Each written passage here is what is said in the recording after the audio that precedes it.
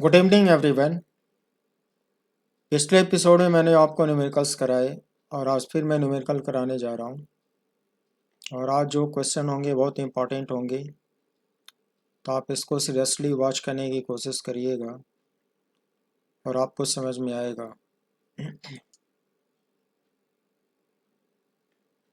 Question number P01 and P02 are based on the following paragraph.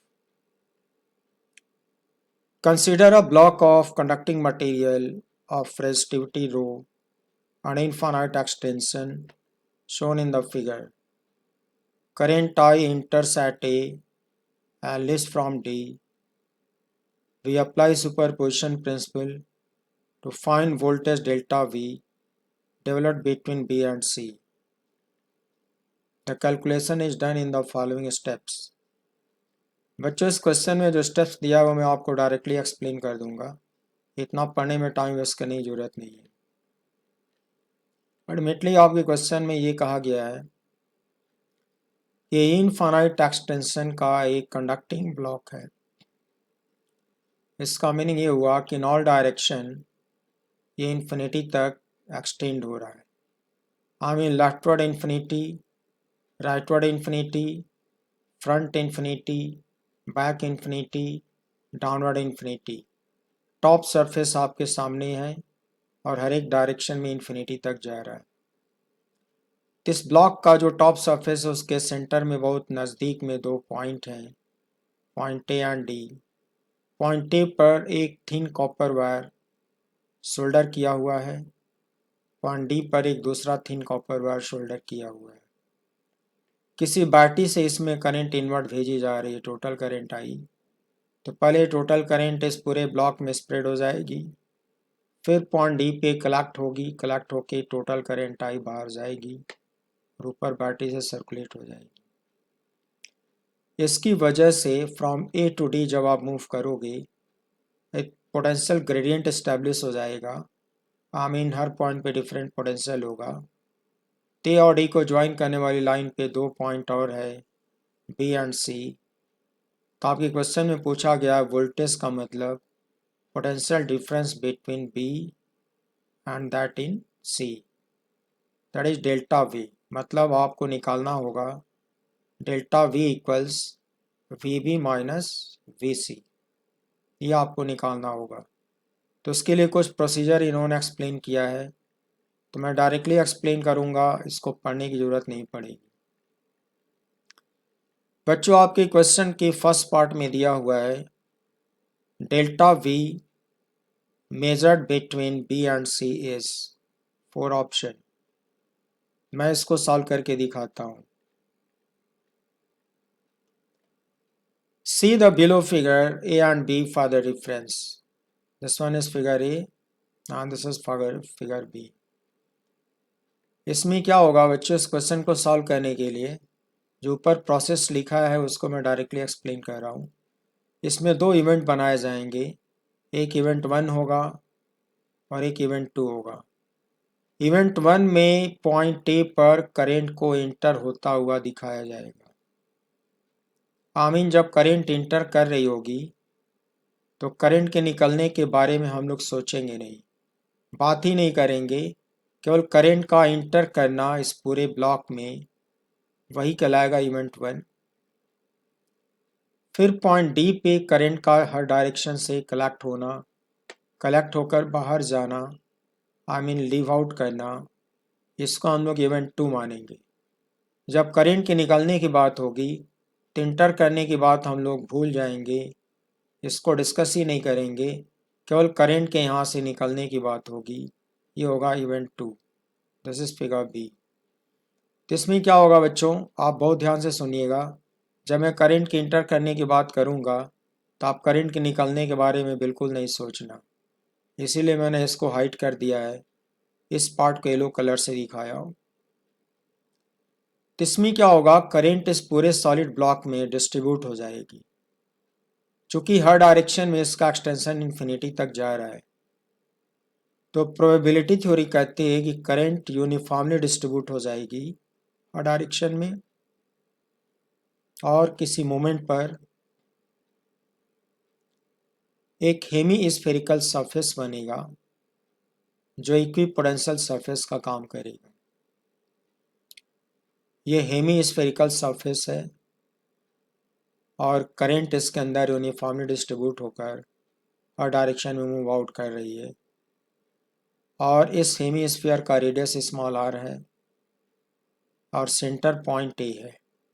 तो बच्चों, ये पूरी की पूरी करंट इस हेमी स्फेरिकल सरफेस पर पहुंच चुकी है, इसको क्रॉस करने वाली है। तो इसके किसी भी पॉइंट पर करंट डेंसिटी वेक्टर सिमेट्री की वजह से कांस्टेंट होगा, सेम होगा, मैग्नीट्यूड सेम होगा, डायरेक्शन तो रेडियली होता है। तो मैंने इस हेमी स्फेरिकल सरफेस का इसके टॉप सरफेस से जहाँ ज्वाइनिंग हो रहा है वहाँ एक पॉइंट P कंसिडर किया। बच्चों, इस हेमीस्फेयर के हर पॉइंट पर करंट डेंसिटी वेक्टर का मैग्नीट्यूड सेम होगा और डायरेक्शन तो करंट के पैरेलल होता ही है। तो टॉप सरफेस पर एक पॉइंट P लिया जिसका रेडियल डिस्टेंस स्मॉल r है। तो यहाँ पे मैं J की वैल्यू J1 निकालता हूँ। निकालने का मेथड ये होगा कि ये पूरी की पूरी करंट हेमी स्फेरिकल सरफेस को क्रॉस कर रही है, भाई करंट के डायरेक्शन पे ये हर पॉइंट पे परपेंडिकुलर एरिया होगा। तो हर पॉइंट पर J1 का मैग्नीट्यूड आएगा total current passing through the hemi spherical surface I divided by hemi spherical surface area रेज 2πr²। बच्चों, J1 का मैग्नीट्यूड आएगा current I divided by 2πr²। इसे J1 का मैग्नीट्यूड आ जाएगा। सिमिलरली आप एक इवेंट 2 बनाइए फिगर बी में, वही पॉइंट P कंसीडर करो जो पॉइंट P यहाँ पे दिखाए हो। बच्चों, पॉइंट P का पॉइंट D से जो डिस्टेंस आएगा, ध्यान से देखना, और वो टोटल डिस्टेंस यहाँ से कैलकुलेट करो, उसमें से -r करो, पॉइंट P का D से डिस्टेंस मिल जाएगा। पॉइंट P का D से डिस्टेंस आएगा 2a + b - r। तो इस डायग्राम में आ जाओ, D से पॉइंट P का डिस्टेंस होगा 2a + b - r। बच्चों, इसको रेडियस कंसिडर करो, D को सेंटर कंसिडर करो, पॉइंट P से पास करने वाला एक दूसरा हेमी स्फेरिकल सरफेस मान लो। तो प्यारे बच्चों, इवेंट 2 में हम लोग क्या सोचते हैं, हम लोग सोचते हैं कि इन्फिनिटी के हर डायरेक्शन से करंट रश आउट होकर आ रही है। क्योंकि हर डायरेक्शन में करंट इन्फिनिटी से आ रही है, तो करंट को रश आउट होने के लिए हर डायरेक्शन में कंडीशन एक ही जैसी है। इसका मतलब करंट को फिर से सिमेट्री मिलेगा।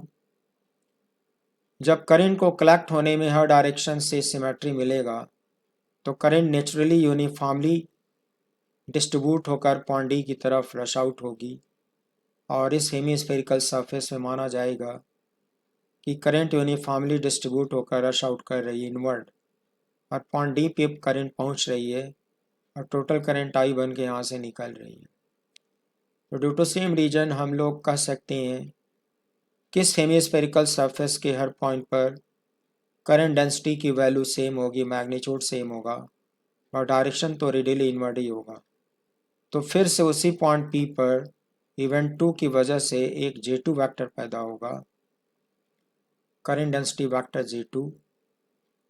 इसका मैग्नीट्यूड आएगा whole of the current I entering through this hemispherical surface area divided by hemispherical surface area, that is 2π into radius square, I mean 2π into 2a + b - r का whole square.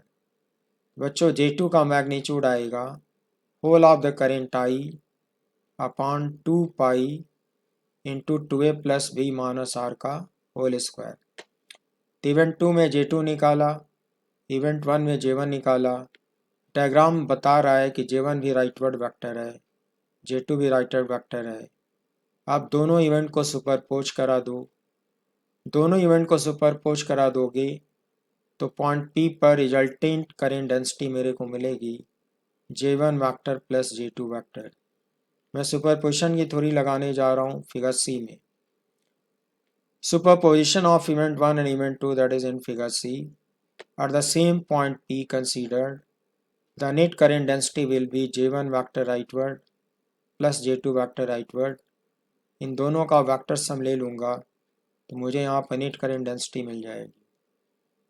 I mean point P जिसका distance small a से capital A से small r होगा, इस point पर net current density मुझे मिलेगी J1 vector plus J2 vector. मैं इसको निकालना सिखाता हूँ आपको। बच्चों मैं यहाँ लिख के दिखाया हूँ, modulus of J1 equals I by A, that is I upon 2 pi R square, equation 1। Similarly in figure B, modulus of J2 equals again I upon A, that is I upon 2 pi 2A plus B minus R का whole square, equation 2। Now according to the principle of superposition as in figure C, the net current density J vector equals J1 vector plus J2 vector। चूँकि बच्चों diagram में आपने देखा है दोनों vector parallel थे, तो J का मैग्नीट्यूड निकालने के लिए इन दोनों के मैग्नीट्यूड को सम कर दिया जाएगा तो नेट करेंट डेंसिटी का मैग्नीट्यूड मिलेगा, because J1 vector is parallel to J2 vector. बच्चों में J1 J2 दोनों का मैग्नीट्यूड यहाँ पे ला के पुट किया, सम कर दिया तो नेट करेंट डेंसिटी J का मैग्नीट्यूड मिलेगा। हाउएवर I अपॉन 2 पाई को कॉमन ले लिया, within bracket we have 1 by R square plus 1 upon 2A plus B minus R का whole square. This is equation 3। Now according to Ohm's law, net electric field at point P, that is vector E equals rho into J vector। बच्चों हम लोग इस Ohm's law को बहुत पहले पढ़ चुके हैं इसी चैप्टर में। Electric field, net electric field at point P equals resistivity of the material at point P into current density vector J at point P। Rho का बिहेवियर यहाँ पर स्केलर क्वांटिटी की तरह है, positive scalar. I mean E vector will be parallel to J vector.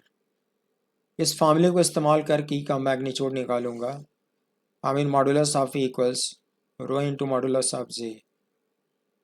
तो बच्चों यहाँ से J की वैल्यू इक्वेशन 3 से कॉपी करो, उसको रो में मल्टीप्लाई कर दो, ये क्वांटिटी कॉमन आएगी, ब्रैकेट में 2 टर्म मिलेंगे, जिससे मेरे को नेट इलेक्ट्रिक फील्ड मिलेगा। अब पोटेंशियल डिफरेंस निकालने के लिए आपको मैं V2 माइनस V1 का कॉन्सेप्ट सिखाया हूँ, उसके लिए फिगर डी को देखना होगा। फिगर डी को देखिए,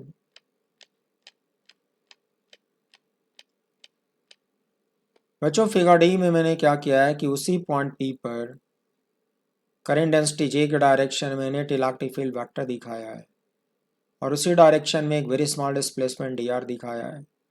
तुम एक एजेंट बन जाओ और तुम इस पॉइंट से मूव करो, इस पॉइंट पे रुको, मतलब ये पॉइंट B होगा, ये पॉइंट C होगा, आप B से मूव करो, C पे जाके रुको। B स्टार्टिंग पॉइंट है तो यहाँ का पोटेंशियल VB आएगा, C टर्मिनल पॉइंट है तो यहाँ का पोटेंशियल VC आएगा, फिर VC माइनस VB का फार्मूला अप्लाई करो, E डॉट dr वाला फार्मूला यूज़ करो। वही मैं कर रहा हूँ। इसको लिखा जाएगा superposition of event 1 and event 2, that is figure D.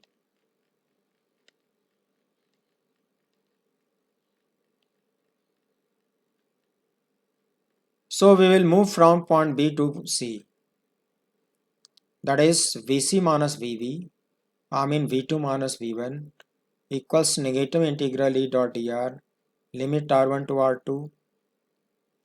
So here R1 is replaced by RB vector and R2 is replaced by RC vector। E dot dr को ओपन करो, modulus of E modulus of dr into cos theta cos 01। बच्चों diagram में देखा है दोनों parallel थे, तो theta 0 आएगा, यहाँ इंटू कॉस 0 लिखोगे। जब डी आर स्केलर फॉर्म में आ गया तो आर की वैल्यू भी स्केलर फॉर्म में आनी चाहिए, एरो हटा दो, स्केलर आर बी, यहाँ पे भी एरो हटा दो, स्केलर आर सी। प्यारे बच्चों डायग्राम में देखोगे तो आर बी की वैल्यू स्मॉल ए आएगा और आर सी की वैल्यू ए प्लस बी आएगा। फिर इलेक्ट्रिक फील्ड का मॉड यहाँ से कॉपी करो, इस पूरी क्वांटिटी को ला के यहाँ पे पुट कर दो, इंटू डी आर करो, कॉस 0 1 इग्नोर करो। आर बी आर सी की ये वैल्यू कैसे आई है मैं समझाता हूँ।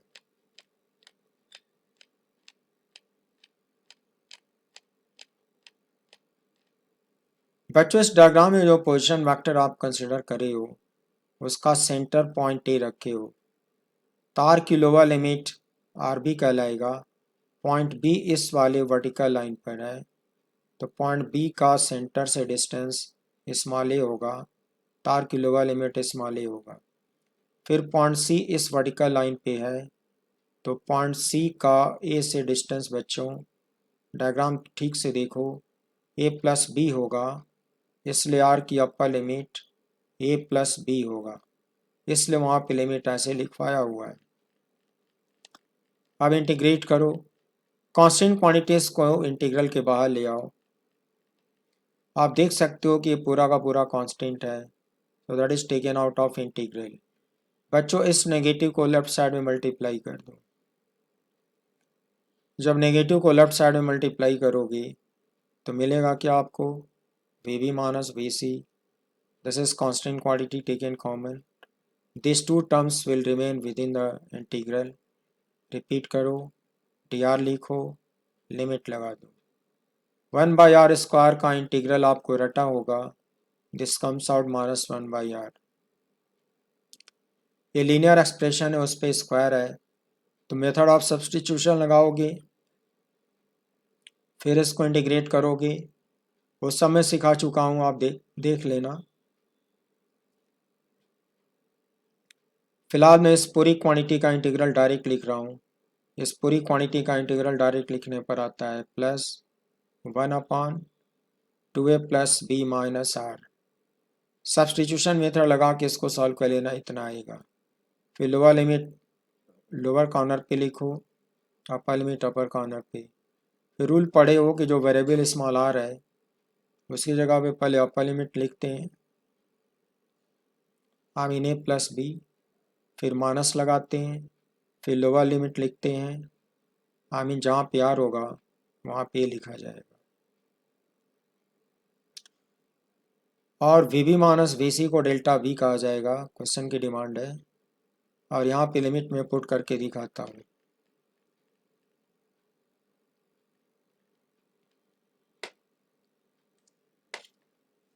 तो बच्चों अपर लिमिट रखोगे तो इतना मिलेगा, कैसे मिलेगा आप देख भी लो। आर की जगह पे प्लस बी लिखो, यहाँ भी आर की जगह पे प्लस बी लिखो, तो यहाँ ए प्लस बी बचेगा। यहाँ ए प्लस बी लिखोगे तो सब्ट्रैक्ट होगा, जब इसमें से सब्ट्रैक्ट होगा बच्चों तो बी तो कैंसिल ही हो जाएगा और 2a माइनस ए प्लस ए बचेगा, और यहाँ ए प्लस बी आएगा। तो अपर लिमिट रखने पे यहाँ ए प्लस बी आएगा, फिर यहाँ आर की वैल्यू पुट किया तो दोनों नेगेटिव हो गया, उसके बाद फिर माइनस लगेगा, फिर लोअर लिमिट लिखी जाएगी। लोअर लिमिट लिखना सिखाता हूँ आपको। आर की जगह पे यहाँ स्मॉल ए रखो, फिर यहाँ भी आर की जगह स्मॉल ए रखो, लोअर लिमिट लगा दो। देखो बच्चों माइनस के बाद ब्रैकेट में लोअर लिमिट लगा दिया, यहाँ पे लिख दिया, यहाँ भी ए लिख दिया। अब इस माइनस को अंदर मल्टीप्लाई करो, इसको सिंप्लीफाई करो। बच्चों इसको सिंप्लीफाई करोगे, देखो बी बी कट जाएगा, 2a माइनस ए की जगह वे प्लस ए आएगा, 1/a लिखो, इस टर्म को रिपीट करो, फिर माइनस 1/a, 2a माइनस ए, यहाँ ए बचेगा, टोटल ए प्लस बी बचेगा, रिपीट करो। इस माइनस अंदर मल्टीप्लाई करो, ये प्लस होगा, ये माइनस होगा, आई मीन ये क्वांटिटी डबल हो जाएगी। बच्चों जब यही क्वांटिटी डबल होगी तो 2 कॉमन ले लो और इस 2 को कैंसिल करा दो, 2 को कैंसिल कराने पर आएगा आई रो अपान पाई ए, मतलब आई रो अपान पाई बचेगा, फिर उसको इसके अंदर मल्टीप्लाई किया जाएगा। तो प्लस वाली टर्म को पहले लिख दिया हूँ, माइनस वाले टर्म को बाद में लिख दिया हूँ। तो ये डेल्टा वी का आंसर हो गया, और आंसर मैच कराओगे तो ऑप्शन नहीं आएगा। ऑप्शन ए से आंसर मैच हो जाएगा, मैच करा के देखो।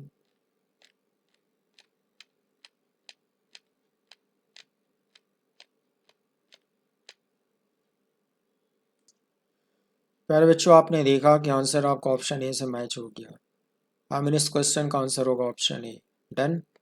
क्वेश्चन 2 पे आइए। For current entering at A, the electric field at a distance R from A is. इसका मतलब बच्चों इस क्वेश्चन में केवल करेंट को इंटर करता हुआ मानो इवेंट 1 कंसिडर करो, और इवेंट 1 कंसिडर करके स्मॉल आर डिस्टेंस पर इलेक्ट्रिक फील्ड निकालो।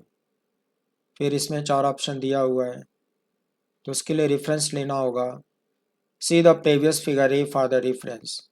For current entering at A, the electric field at a distance R from A at point P will be according to Ohm's law E1 vector equals rho into J1 vector. प्यारे बच्चों, जब current को enter होता हुआ दिखाओगे तो उसकी वजह से पॉइंट पी पर ये करंट डेंसिटी आएगी। उसको मैंने डायग्राम में J1 वेक्टर लिया था। J1 को जब रेजिस्टिविटी से मल्टीप्लाई करोगे तो उस पॉइंट पर इलेक्ट्रिक फील्ड आएगा, बट ये इलेक्ट्रिक फील्ड केवल इंटरिंग करंट की वजह से होगा। मॉडुलस में लिखोगे तो E1 इक्वल्स रो J1 होगा। E1 इक्वल्स रो J1। J1 की वैल्यू मैं ऑलरेडी सिखा चुका हूँ। इंटरिंग करंट की वजह से J1 आप ऊपर आप लिख चुके हो, उसकी वैल्यू थी I upon 2 pi R square. Now this is option C. C option match हो गया। प्यारे बच्चों, ये क्वेश्चन बहुत क्लासिक था। रिसेंटली कुछ साल पहले ये जेईई मेन में पूछा हुआ था। इसमें सिमेट्री और सुपरपोजिशन 2 प्रिंसिपल इस्तेमाल होते हैं, और इस बेसिक आइडिया पर इरोडो की बुक में एक क्वेश्चन मिलता है, और किसी बुक में, जितने जान पहचान की आपकी बुक्स हैं, और किसी बुक में मिलता भी नहीं। इसलिए हम लोग इरोडो की बुक को रिकमेंड करते हैं कि अगर अच्छे कॉम्पिटिशन्स में अच्छी रैंक लानी है तो आपको इरोडो की बुक प्रैक्टिस जरूर करनी चाहिए। तो क्वेश्चन मैंने सॉल्व किया, इसका आंसर होगा option C. Then come to the next question. The masses of 3 wires of copper is in the ratio 1:3:5 and their lengths are in the ratio 5:3:1. The ratio of their electrical resistance is. 4 options are given. बच्चों, आपके question में जो 3 wires हैं वो copper के बने हुए हैं, आई मीन सेम मटेरियल के बने हैं। सेम मटेरियल के बने होने का मतलब तीनों वायर की रेजिस्टिविटी सेम होगी, इज इट, और तीनों वायर की डेंसिटी सेम होगी। डेंसिटी सेम होगी और रेजिस्टिविटी सेम होगी, याद रखना। अब जो गिवन है उस पर मैं आ रहा हूँ। masses M1:M2:M3 given as 1:3:5. The ratio of length L1:L2:L3 given as 5:3:1. And we know that resistance R equals isotropic and homogeneous wire का रेजिस्टेंस होता है ρl upon cross sectional area, where rho for resistivity, L for length, capital A for cross sectional area. Equation 1. But mass m of the wire is density into volume, that is D into V, where D is density and V is volume. I mean mass equals dV. बच्चों, volume cylindrical wire का A into L formula होता है, I mean cross section into length. M equals DAL। इस फार्मूले से cross section निकालो, आता है M अपॉन DL। ए की वैल्यू M अपॉन DL से इक्वेशन नंबर 2। इक्वेशन 1 और 2 का हेल्प ले लो, और ए की वैल्यू जो निकाले हो उसको यहाँ पे ला के सब्सटीट्यूट करो। ए की वैल्यू ला के सब्सटीट्यूट करो, देखो क्या आता है। From equation 1 and 2 r equals rho l upon m upon dl. dl को न्यूमरेटर में ले जाओ, मिलता है रो dl स्क्वायर अपॉन m। प्यारे बच्चों, मैं अभी भी समझाया हूँ कि कॉपर के बने हुए 3 वायर हैं, तीनों वायर की रेजिस्टिविटी सेम होगी, डेंसिटी सेम होगी, आई मीन रो डी की वैल्यू सेम होगी। हाउएवर तीनों का लेंथ अलग अलग होगा, मास डिफरेंट होगा। तो इसको प्रोपोर्शनल के सिंबल में लिख सकते हो कि R directly proportional to L square by M, because rho and D R same for the 3 wires. Hence R1 is to R2 is to R3। बच्चों, ये जो 3 रेजिस्टेंस का रेशियो आएगा उसको हम लोग इस तरह से एक्सप्लेन कर सकते हैं, I mean L1 square by M1 is to L2 square by M2 is to L3 square by M3। अब L1 L2 L3 में जो रेशियो के डिजिट्स हैं उसको ला के यहाँ पे पुट करो, तो L1 का डिजिट 5 होगा, L2 का करस्पॉन्डिंग 3 होगा, L3 का 1 होगा, लिख कर स्क्वायर भी करो। M1 M2 M3 का रेशियो का जो डिजिट होगा उसको डिनोमिनेटर में पुट करो, सो they are 1 and M2 is 3 and M3 is 5। फिर इन तीनों को सिंप्लीफाई करो, मिलता है 25:3:1/5। एज इट बच्चों, इसको और सिंप्लीफाई करने के लिए तीनों को 5 से मल्टीप्लाई कर दो। जब तीनों को 5 से मल्टीप्लाई करते हो तो आता है 125:15:1। Done, this is option D. Is it? Next question,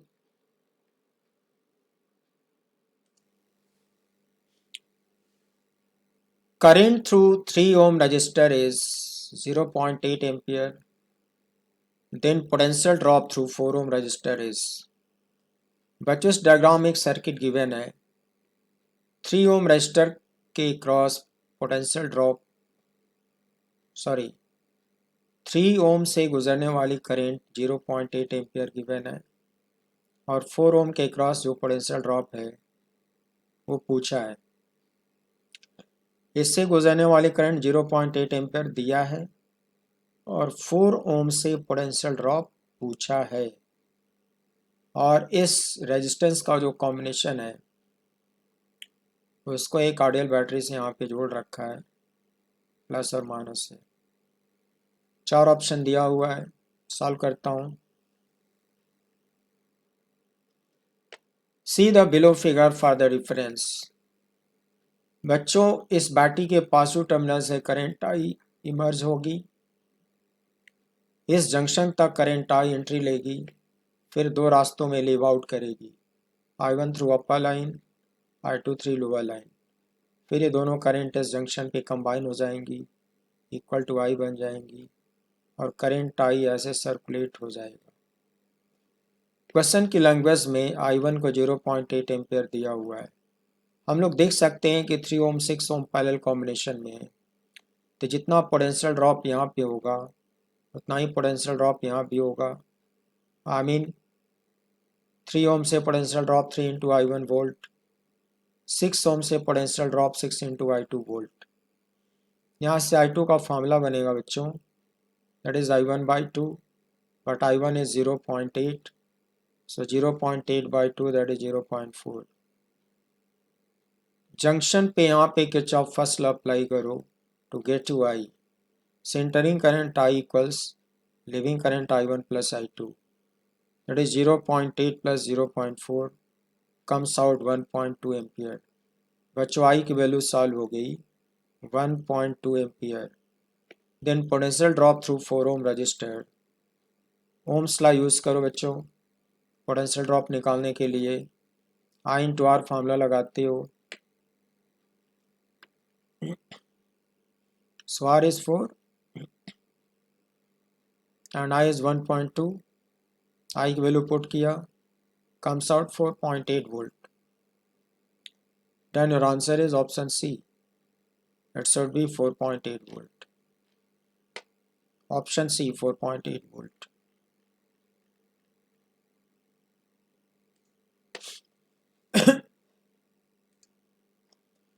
Next question, two batteries, one of EMF 18 volt and internal resistance 2 ohm and the other of EMF 12 volt and internal resistance 1 ohm are connected as shown. The voltmeter V will record a reading of. So you are given 4 option. बच्चों question की language में इसको battery बोला है। एक ऐसी battery जिसका EMF 18 volt है, इंटरनल रेजिस्टेंस 2 ओम, इसको भी बैटरी बोला है। EMF 12 वोल्ट, इंटरनल रेजिस्टेंस 1 ओम। सबसे अच्छी बात क्या है कि इसका पॉजिटिव टर्मिनल लेफ्ट साइड को फेस हो रहा है, इसका भी पॉजिटिव टर्मिनल लेफ्ट साइड को फेस हो रहा है, इज इट। और इन दोनों को एक कॉमन पॉजिटिव टर्मिनल को कॉमन पॉइंट से मिला दिया, नेगेटिव टर्मिनल को भी कॉमन पॉइंट से मिला दिया।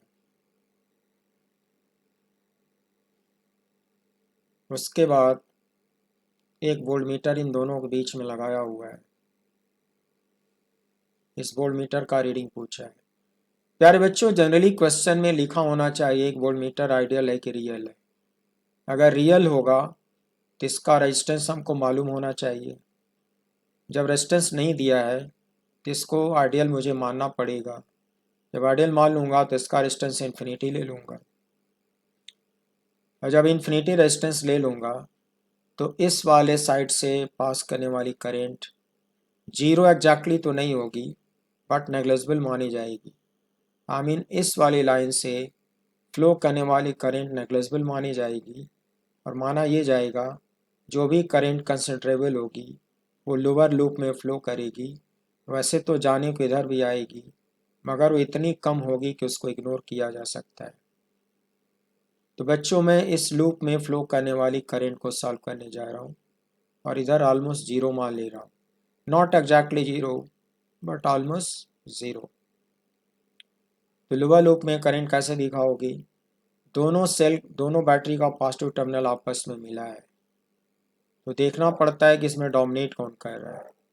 18 वोल्ट बैटरी डोमिनेट करेगी तो करंट इसी के पॉजिटिव से निकलेगी और ऐसे लोअर लूप में एंटी क्लॉकवाइज फ्लो करेगी।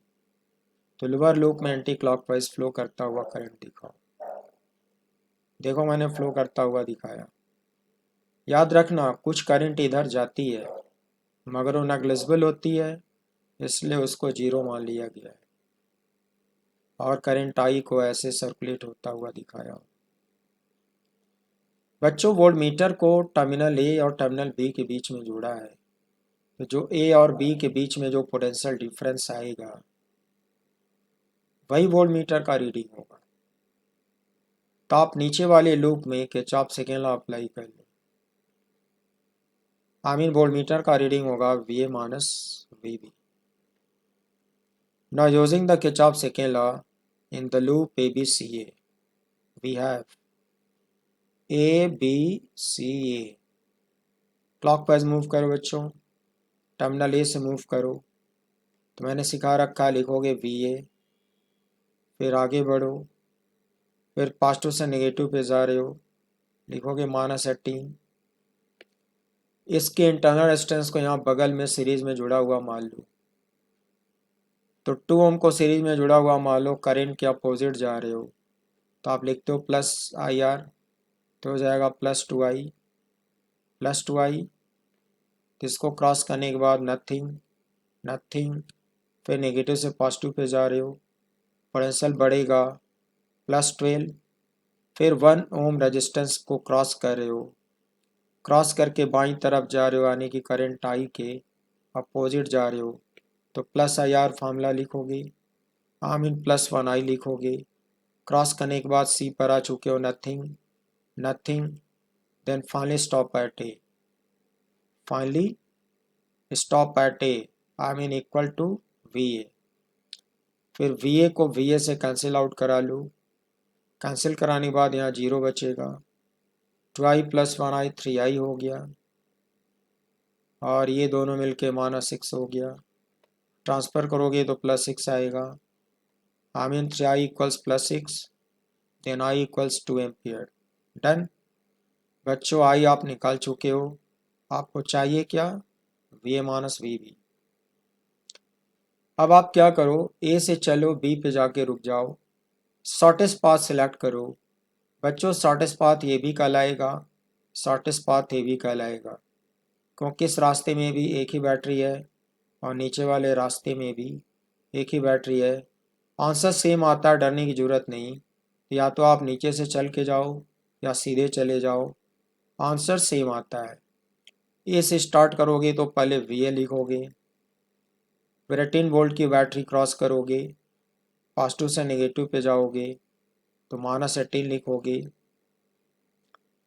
फिर 2 ओम का रेजिस्टेंस क्रॉस करोगे, करंट के अपोजिट जाओगे तो +2i लिखोगे। बी पर जाकर रुक जाओगे, इक्वल टू वी बी लिखोगे। वी बी को बाईं तरफ ट्रांसफ़र करो, V A minus V B आएगा। इसको राइट साइड में ट्रांसफ़र करो, 18 - 2i आएगा। V A minus V B को वी लिख डालो, 18 - 2i में i की वैल्यू 2 निकाले, वो पुट कर डालो। So this is v equals 18 - 2 into 2, that is 14 volt. So answer is option D. 14 volt answer option D, match करा लो। Option D 14 volt. Done. Then one more question. An electric kettle takes 4 ampere current at 220 volt. How much time will it take to boil 1 kg of water from temperature 20 degrees Celsius? The temperature of boiling water is 100 degrees Celsius. We are given 4 options. देखो बच्चों, question की language पढ़ के कुछ standard assumption हमें खुद से लेना पड़ेगा। जनरली जो इलेक्ट्रिक केटल होते हैं तो जितनी भी हीट उसमें प्रोड्यूस होती है वो पूरी की पूरी हीट वाटर में एब्जॉर्ब होता नहीं है। कुछ हीट उसके सरफेस से एटमॉस्फेयर को रेडिएट हो जाता है, इसलिए उसकी एफिशिएंसी 100% होती नहीं। लेकिन इस क्वेश्चन में एफिशिएंसी गिवन नहीं है, तो स्क्वाड्रल कंडीशन में 100% मान लिया जाएगा। Suppose the efficiency of the kettle is 100%, hence heat energy produced by the kettle equals heat energy absorbed by the water. तो हम लोग ओमिक रेजिस्टेंस मान के चले, तो ओमिक रेजिस्टेंस में पावर कंज्यूम्ड या के 3 फार्मूले थे, जिसमें से एक फार्मूला V इंटू आई भी था। तो V उसका वोल्टेज है केटल का, केटल के अंदर जो करंट जा रही है वो 4 एम्पियर है। प्यारे बच्चों, V इंटू आई की वैल्यू केटल का हम लोग निकाल सकते हैं। तो ये पावर कंज्यूम्ड आएगा, एक कांस्टेंट पावर कहलाएगा। कांस्टेंट पावर को किसी टाइम इंटरवल से मल्टीप्लाई करोगे तो टोटल हीट एनर्जी प्रोड्यूस चली आएगी। जितना इलेक्ट्रिकल पावर कंज्यूम करेगा उतना हीट एनर्जी प्रोड्यूस करेगा। हीट एनर्जी प्रोड्यूस होगा V I into delta T.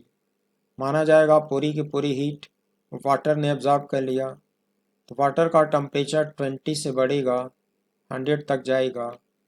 Calorimetry वाले चैप्टर में फार्मूला पढ़ते हो MC delta theta. M is mass of the water, C is gram specific heat capacity of the water, delta theta rise in temperature of the water. अब बच्चों we आई की value put करो, V is 220, I is 4 into delta T. इसको मैंने इस unit में रखा है, सॉल्व करने पर डेल्टा टी सेकेंड्स में आएगा। मास ऑफ वाटर 1000 ग्राम लिख दिया, 1 kg का मतलब 1000 ग्राम। वाटर की स्पेसिफिक हीट कैपेसिटी आपको पहले से लर्न होगी। दिस कम्स आउट 4.2 जूल पर gram degree Celsius. Delta theta 100 - 20 degree Celsius. बच्चों पहले मैं यूनिट समझाता हूँ। लेफ्ट साइड तो जूल हुआ, डिनोमिनेटर का ग्राम और न्यूमरेटर का ग्राम कैंसिल आउट होगा। डिनोमिनेटर का डिग्री सेल्सियस, न्यूमरेटर का डिग्री सेल्सियस कैंसिल होगा, लेकिन बच्चों जूल बचा रह जाएगा। राइट साइड भी जूल में है, लेफ्ट साइड भी जूल में है, तो डेल्टा टी सेकेंड्स में आएगा। अब सारे न्यूमेरिकल्स को मल्टीप्लाई कर दो, यह आता है 336,000। इन दोनों को मल्टीप्लाई करो, 880 आता है। डेल्टा टी की वैल्यू निकालो, 880 से डिवाइड करो, दिस कम्स आउट 381.81 सेकेंड्स। 60 से डिवाइड करो, मिनट में आएगा 6.36 मिनट। तो आपके जो 4 वैसे बच्चों इसके राउंडेड वैल्यू तो 6.4 होता है, इन चार में से कोई 6.4 ऑप्शन नहीं है, तो जो नियरेस्ट वैल्यू होगी वही इसका आंसर मान लिया जाएगा। तो जो चार ऑप्शन दिए हैं उसके हिसाब से नियरेस्ट वैल्यू 6.3 मिनट होगा, तो 6.3 मिनट ये ऑप्शन आंसर होगा। So answer is option D. Done.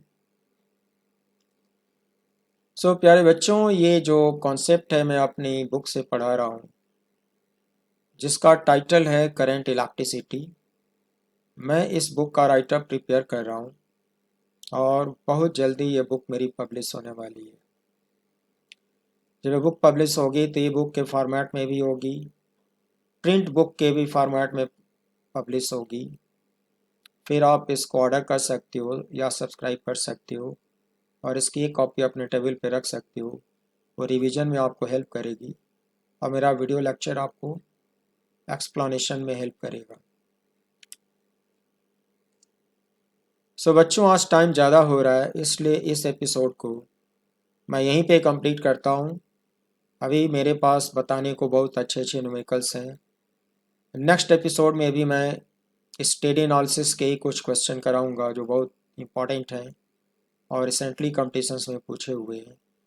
उसको कराने के बाद आपको बेटर कॉन्फिडेंस इस चैप्टर में आएगा, और जब नेक्स्ट एपिसोड में न्यूमेरिकल्स मैं कंप्लीट करा दूंगा, उसके बाद बच्चों इस चैप्टर का रिमेनिंग टॉपिक होगा ट्रांजिएंट एनालिसिस, जिसका थ्योरेटिकल डेरिवेशन में बताना शुरू करूंगा। ट्रांजिएंट एनालिसिस बोर्ड से ज़्यादा कॉम्पिटिशन्स के लिए इंपॉर्टेंट होता है। हाउएवर शुरू के 2 फार्मूले बोर्ड में भी पूछे जाते हैं और उसके बाद के 10-12 फार्मूले और होते हैं जो कॉम्पिटिशन्स में पूछे जाते हैं, ट्रिकी क्वेश्चन बना बना के पूछे जाते हैं। ग्रेजुएशन लेवल के क्वेश्चन होते हैं जो बीएससी और बीटेक में पढ़ाए जाते हैं, तब वो मैं पढ़ाना शुरू करूँगा।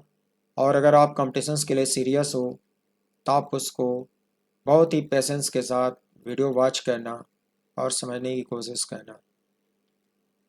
सो बच्चों, इस एपिसोड को मैं यहीं पे कंप्लीट करने जा रहा हूँ और इतनी देर तक पेशेंस के साथ मेरे साथ बने रहने के लिए thank you very much and wish you good night, see you again.